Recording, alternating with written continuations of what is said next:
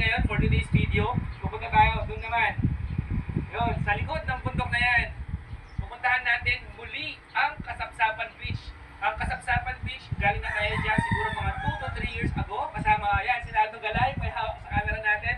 At ang Grupo NMAX Tarlac, shout out Grupo NMAX Tarlac. Isa sa pinakamagandang beach ang Kasapsapan na napuntahan natin dito sa norte. So, muli natin babalikan ngayon. Sana makisama sa atin ang panahon. At oo nga pala, kasama natin ngayon si Tito Dom. Yun. Tito Dom. Kasama natin si AJ Travel Adventures at ang family niya. Car camping tayo ngayon sa Kasapsapan Beach. Yan. So, tara, samahan niyo kami guys sa aming adventure dito sa Aurora. Let's go!